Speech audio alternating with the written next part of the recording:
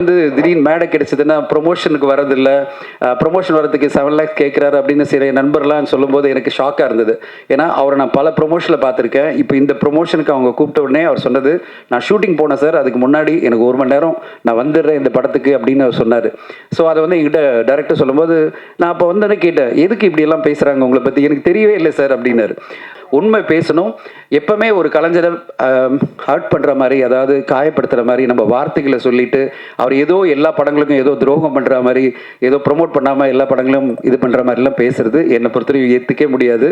நான் அவர்கிட்ட வந்து காற்றின் மொழி ஒரு படத்தில் வந்து திடீர்னு ஒரு டிஸ்கஷன் போது சொன்னாங்க, சார் அவர் ஒரு கேமியோ பண்ண சொல்லலாம் அப்படின்னும் போது நான் ஃபோன் பண்ணி சொன்ன உடனே சொன்னார், சார் எப்போ சார் வந்துடுறேன் சார், ஷூட்டிங் ஈவினிங் வச்சுக்கலாமா சார், வந்து ½ டே இல்லை ஃபுல் டே இருந்து என் கூட ஷூட்டிங் பண்ணி முடிச்சு போயிட்டு மறுநாளே வந்து டப்பிங் பண்ணி கொடுத்துட்டு அப்படியே போயிட்டார். பத்திரிகை மற்றும் ஊடக நண்பர்களுக்கு இனிய மாலை வணக்கம். ரொம்ப ஃபாஸ்ட்டாக போகுது, எல்லாருமே தேங்க்யூ சொல்லிட்டு ஓடி போயிடுறாங்க. ரொம்ப ஆச்சரியமாக இருக்குது. ஜோரா கையை தட்டுங்க படத்துக்கு நிறைய ஜோரா கை தட்டணும், ஆனால் அந்த தட்டுறதுக்கு முன்னாடியே அவங்க முடிச்சிடுறாங்க ஸ்பீச் எல்லாருமே. முதல்ல Zakir Ali, welcome to Tamil cinema, and Vinish, welcome to Tamil cinema. And more than that, I am very, very proud and happy to share the stage with Madhu Ambat sir, India's legendary cinematographer, and he deserves a round of applause. And you know, his contribution to Indian cinema is very big. Malayalam சினிமாவில் அவ்வளோ பெரிய contribution, தமிழ்லையும் வந்து பல அற்புதமான படங்களை கொடுத்த மது Ambat sir. இந்த படத்துக்கு சினிமாட்டோகிராஃபர் நான் வந்து வினிஷ் சொல்லும்போது நான் சொன்னேன், மது அம்பட் சாரா, அவர் இங்கே டைம் கொடுத்தாரு உனக்கு அப்படின்னு சொன்னேன். அவர் சொன்னார், இல்லை சார் மது அம்பட் சார் ரொம்ப பழக்கம், என்னோட மலையாள படத்தில் ஃபஸ்ட்டு அவர் தான் பண்ணாருன்னாரு. அப்போ வந்து எந்தளவு Madhu Ambat sir is very choosy about films. அவர் என்ன படத்தை பண்ணணும்னு நினைக்கிறாருன்னா ரொம்ப சூஸியாக படங்கள் பண்ணுவார். அப்படி ஒரு படமாக ஜோரா கைத்தட்டுங்க படம் பண்ணது வந்து Madhu Ambat sir, you are really great. And in this age, after so many years, 50 years of achievement, you coming and being part of the promotion and supporting a film like this, hats off to you, sir. Hats off to you. God bless you with more health and more films for Indian cinema, for the pride of Indian cinema. Okay, we are really proud of you. And ரொம்ப சந்தோஷமாக இருக்குது. இங்கே வந்து என் நண்பர் ஸ்ரீதர், அப்புறம் வந்து டீனா மேம்லாம் சொன்னாங்க, நாங்கள் பாட்டில் அடித்தோம், யோகி பாபா சார் வந்து எதுவுமே பார்க்கல, எதுவுமே சொல்லனாரு. என் தலையில் அடிச்சிருந்தால் பிரச்சனையாக இருக்கும், ஏன்னா மண்டையில் ஃபுல்லாக ரத்தம் வந்திருக்கும். அவர் தலையில் அடித்தா எங்கே வரும், இவ்வளோ முடி இருக்குது, ஒன்றுமே ஆகாது, பாட்டில் தான் உடையவே தவிர அவர் மண்டையில் ஒன்றுமே அடிபடாது. அதனால் பாட்டில் அடிச்சா சும்மா சேஃப் தான். அதாவது அவர் ஹெல்மெட்டை தலையிலே வச்சிருக்காரு, அதனால் அவருக்கு பிரச்சனை இல்லை. அதனால் வந்து நீங்கள் எவ்வளோ அடித்தாலும் அவர் தாங்குவாருமா, இங்கே அடித்தாலும் தாங்க, அவ்வளோ நல்ல நண்பர். ஸோ ஸ்ரீதர் வந்து சொல்லும்போது, நான் ஒரு முக்கியமான கேரக்டர் பண்ணியிருக்கேன்னு சொல்லும்போது என்கிட்ட சொன்னார், சார் நான் வந்து பயங்கரமான ஒரு ஆன்டகனிஸ்ட் கேரக்டர் பண்ணியிருக்கேன் அப்படின்னாரு. Sridhar, waiting to watch. இந்த படத்தில் என்ன மாதிரி ஒரு பயங்கரமான ஆன்டகனிஸ்ட் பண்ணியிருக்கேன்னு பார்க்கணுன்னு ஆசைப்பட்றேன்ப்பா. வாழ்த்துக்கள், உன்னுடைய நடிப்பு கரியர் மிக பெருசாக வரணும். டீனா மேம், உங்களுடைய ரசிகர் நாங்கள்லாம், ஆக்ஷன் பேக்டு நீங்கள். இந்த படத்தில் என்ன மாதிரி கேரக்டர் பண்ணி நீங்கள் கலக்கிறீங்கன்னு பார்க்கணும். அருவிபாலா, நல்லா பேசுகிறீங்கப்பா, ஒன்றும் பயம் இல்லை. உன்னை படத்தில் நிறைய இடத்துல நல்ல நல்ல விதமாக பார்த்து நாங்கள் சந்தோஷப்படுறோம். உன்னோட வளர்ச்சியை பார்க்கும்போது சந்தோஷமாக இருக்குது. அதுவும் யோகி பாபா சார் உங்களுக்கு இவ்வளோ சப்போர்ட்டாக இருக்கிறத பார்க்கும்போது ரொம்ப சந்தோஷமாக இருக்குது. அண்ட் இன்னும் நல்லபடியாக நீங்கள் வரணும்.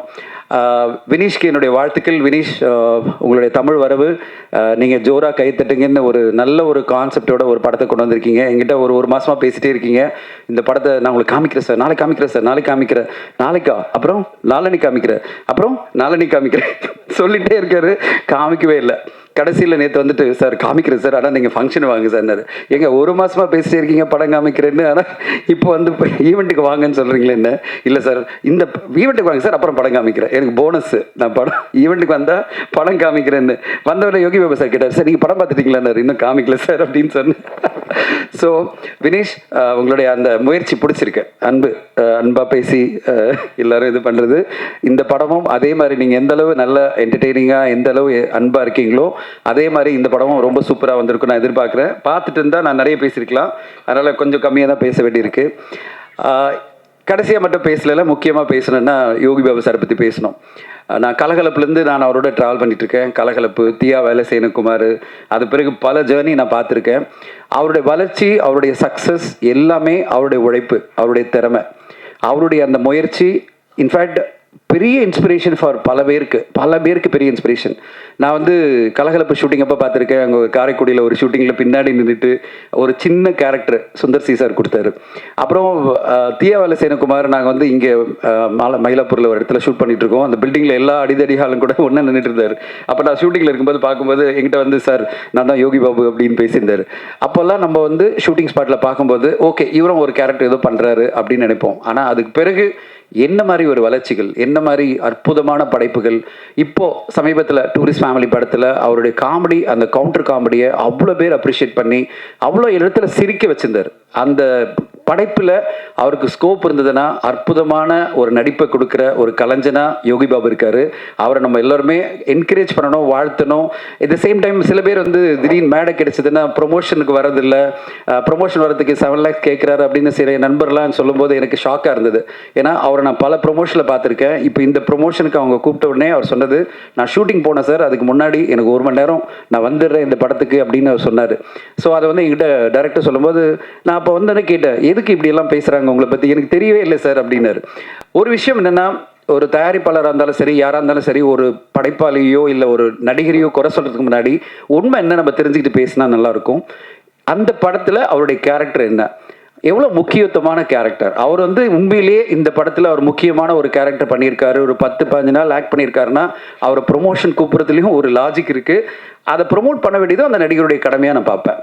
இந்த படத்தில் அவர் தான் ஹீரோ, 25 நாள் 30 நாள் நடிச்சிருக்காரு. அப்போ ப்ரொமோஷன் வர்றதுன்றது அவருடைய கடமை, அது வந்திருக்காரு. அப்படி இல்லாமல் அவரை பல படங்களில் நான் பார்த்துருக்கேன். கேமியோ, நான் படங்கள் பார்த்துட்டு இருக்கிறதோடு சொல்கிறேன், அவர் படங்களை கேமியோவை கூப்பிடுவாங்க. திடீர்னு பார்த்தா ஒரு 2 சீனில் இருப்பார். திடீர்னு பார்த்தா ஒரு நாள் நடிச்சிருக்காருன்னு நினைக்கிறேன் அந்த படத்தில். அந்த படத்தினுடைய ப்ரொமோஷனுக்கெல்லாம் அவர் வந்து உட்காரணும்னு நினச்சிக்கிறது எந்த அளவு நியாயம்னு எனக்கு புரியல. ஸோ ப்ரொமோஷன் வரதில்லை யோகி பாபு அவர்கள், அவர் வந்து பாஸ் கேட்குறார் ப்ரொமோஷன் வர்றது அப்படின்னு சொல்லிட்டு ஒரு ராங்கான அலிகேஷன் பண்ணும்போது அவர் ப்ரொமோஷன் வரனால பயப்பட வச்சுருவாங்க போல இருக்கு. இப்படியெல்லாம் பேசக்கூடாதுன்றது என்னுடைய தாழ்மையான வேண்டுகோள். உண்மையை தெரிஞ்சுக்கிட்டு பேசுங்க. உண்மையிலேயே அவர் அந்த படத்தில் என்ன கேரக்டர் பண்ணியிருக்காரு, எத்தனை நாள் நடிச்சிருக்காரு, அவர் ப்ரொமோஷனுக்கு ப்ராப்பராக இன்வைட் பண்ணாங்களா, அதெல்லாம் இன்வைட் பண்ணி அவருடைய டேட் வாங்கினாங்களா. ஏன்னா ஒரு நடிகர் வந்து தொடர்ந்து படங்கள் பண்ணிட்டு இருக்கும்போது 10-15 படங்கள் பண்ணிட்டு இருக்கும்போது ஒரு டேட் முன்னாடியே வாங்கணும் ப்ரொமோஷனுக்கு. அந்த டேட்டை வாங்கின பிறகு அவர் வரலன்னா ஏன் வரலன்னு கேட்கறதுல எல்லா நியாயமும் இருக்குது. அது இல்லாமல் சகட்டு மேடிக்கு மேடை கிடைச்சதுன்னு சொல்லிட்டு ஒரு கலைஞனை எந்த விதத்திலும் பாதிக்கக்கூடாதுன்றது என்னுடைய தாழ்மையான வேண்டுகோள். ஊடக நண்பர்கள் எல்லோருமே அவருக்கு இந்த புரிதலோட அவருக்கு சப்போர்ட் பண்ண நான் எதிர்பார்க்குறேன். அவரோட அடுத்த படம் நான் பண்ணுறதுக்காக இதெல்லாம் நான் பேசலை, உண்மை பேசணும். எப்பவுமே ஒரு கலைஞரை ஹர்ட் பண்ணுற மாதிரி, அதாவது காயப்படுத்துகிற மாதிரி நம்ம வார்த்தைகளை சொல்லிட்டு அவர் ஏதோ எல்லா படங்களுக்கும் ஏதோ துரோகம் பண்ணுற மாதிரி, ஏதோ ப்ரொமோட் பண்ணாமல் எல்லா படங்களும் இது பண்ணுற மாதிரிலாம் பேசுறது என்னை பொறுத்தவரைக்கும் ஏற்றுக்கவே முடியாது. நான் அவர்கிட்ட வந்து காற்றின் வழி ஒரு படத்தில் வந்து திடீர்னு ஒரு டிஸ்கஷன் போது சொன்னாங்க, சார் அவர் ஒரு கேமியோ பண்ண சொல்லலாம் அப்படின்னும் போது நான் ஃபோன் பண்ணி சொன்ன உடனே சொன்னார், சார் எப்போ சார் வந்துடுறேன் சார், ஷூட்டிங் ஈவினிங் வச்சுக்கலாமா சார், வந்து ஆஃப் டே இல்லை ஃபுல் டே இருந்து என் கூட ஷூட்டிங் பண்ணி முடிச்சு போயிட்டு மறுநாளே வந்து டப்பிங் பண்ணி கொடுத்துட்டு அப்படியே போயிட்டார். ஸோ நம்ம கூப்பிட்டா போகிறோம், நம்ம கரெக்டான கேரக்டராக அது இருந்தாலே போகிறோம். அப்போ அந்த படத்தினுடைய ப்ரொமோஷன் நாங்கள் யோகி பாபு சார் வாங்கன்னு கேட்குறது நியாயமே கிடையாது. ஏன்னா அது ஆஃப் டே 1 டே வந்துட்டு போனார், ஒரு 2 சீன் வந்துட்டு போனார்ன்றதுக்காக நீங்கள் ப்ரொமோஷனில் வந்து காட்டிச்சு பண்ணுங்கன்றது எந்த வகையில் நியாயம்? அந்த மாதிரி நம்ம படைப்பில் எந்த அளவு அவருடைய இன்வால்மெண்ட் இருக்கோ அதுபடி அவருடைய டேட்டை கேட்குறதும் ப்ரொமோஷனில் பார்ட்டிசிபேட் பண்ண சொல்கிறதும் நியாயமான விஷயமா இருக்கும். நம்ம ஊடகங்கள் எல்லோருமே அவருக்கு அந்த வகையில் புரிதலோட சப்போர்ட்டாக இருக்கணுன்றது என்னுடைய கோரிக்கை. இந்த படம் 16ஆம் தேதி வருது. அண்ட் 16ஆம் தேதி ஒரு ஆச்சரியமான விஷயம் என்னென்னா, 3 கலைஞர்களும் காமெடினாக இருந்து இன்றைக்கி அவங்க ஹீரோ நடிக்கிற படங்கள் வருது. ஒன்று வந்து சந்தானம் சாரனுடைய டிடி நெக்ஸ்ட் லெவல் அப்படின்ற படம், இன்னொன்று வந்து சூரி சாரனுடைய படம் மாமன் வருது. அட் த சேம் டைம் நம்முடைய யோகி பாபா சாரனுடைய படம் காமெடியனாக இருந்து அவர் ஒரு மெயின் ப்ரொடகனிஸ்டாக இருக்கிற ஜோரா கைத்தட்டு படமும் வருது. 3 காமெடியன்களுடைய படம், ஹீரோவா காமெடியன் சொல்லாமல் 3 காமெடியன் ப்ரொடகனிஸ்டாக நடிக்கிற படம், 3 படங்கள் வருது இந்த 16ஆம் தேதி. கண்டிப்பாக தமிழ் சினிமா ஆடியன்ஸ்க்கு ஒரு மிகப்பெரிய என்டர்டெயின்மெண்ட் காத்திருக்குன்னு நினைக்கிறேன். 3 படமும் சிறப்பாக வெற்றி எடுன்னு எதிர்பார்க்குறேன்.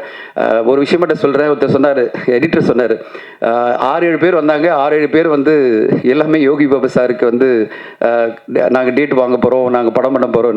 யோகி பாபு சார் ஒன்று சொல்கிறேன், எங்கிட்ட வந்து தமிழ் ஃபிலிம் ஆக்டிவ் ப்ரொடியூசர் அசோசியேஷனில் டீட்டெயில்ஸ் அனுப்புவாங்க யாரெல்லாம் நடிக்கிறாங்கன்னு. பல ப்ரொப்போஸில் பார்த்தா யோகி பாபு ஹீரோன்னு போட்டிருக்கோம். நான் வந்து கேட்பேன், டேட் வாங்கிட்டீங்களா அப்படின்னு சொல்லிட்டு. ஸோ அந்தளவு உங்களுக்காகவே பல கதைகள் உருவாகிட்டு வருது. பல இயக்குனர்கள் உங்களை நம்பி உங்கள் மூலமாக லான்ச் ஆகி அவங்களுக்கு ஒரு கரியர் கிடைக்காதான்னு நம்ம காத்துட்ருக்காங்க. இந்த மாதிரி நிறைய படைப்புகள் வரணும். At the same time hero நடிக்கும்போது கொஞ்சம் கம்மியாக சம்பளம் வாங்கிக்கணும்னு கேட்டுக்கிறேன். நீங்கள் காமெடியாக பண்ணும்போது பர் டேக்கெல்லாம் கொஞ்சம் எக்ஸ்ட்ரா வாங்கிக்கிங்க, ஒன்றும் ப்ராப்ளம் இல்லை. உங்களை நம்பி ஹீரோவாக ஒரு படம் நாங்கள் பண்ணோம்னா எந்த ப்ரொடியூசர் பண்ணாலும் சார் கன்செஷன் சார் அப்படின்னு சொல்லுங்கள்.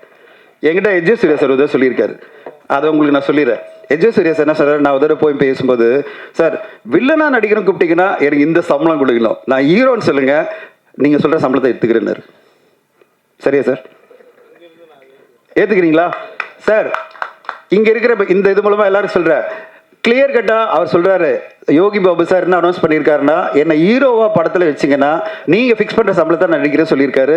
எல்லா தயாரிப்பாளர்களும் வரப்பிரசாதான் நான் பார்க்குறேன். அவருக்கான கதைகள் பலது இருக்குது. பல டைரக்டர்கிட்ட அந்த படங்கள் எல்லாம் யோகி பாபு சார் ஹீரோவாக நடித்து தமிழ் சினிமாவுக்கு பல வெற்றி படங்களை கொண்டு வரணும்னு கேட்டுக்கிறேன். யோகி பாபு சார் என்றைக்கும் உங்கள் முருகன் உங்கள் கூடவே இருப்பார், பல வெற்றிகளை கொடுப்பாரு. யாரும் உங்களை ஒன்றும் பண்ண முடியாது. உங்கள் வெற்றிகள் பல மடங்கு உயர்ந்துகிட்டே இருக்கும். இன்னும் பல வருஷங்கள் கொடி கட்டி பரப்பிங்கன்னு வாழ்த்து சொல்கிறேன். இந்த படம் ஜோராக கையை தட்டணும், எல்லா மக்களும் கைத்தட்டி ரசித்து மிகப்பெரிய வெற்றி படமாக மாற்றுவாங்கன்னு எதிர்பார்க்குறேன். அண்ட் வாய்ப்பு கொடுத்ததுக்கு நன்றி. ஊடக நபர்கள் அனைவருக்கும் மிக்க நன்றி. Thank you so much.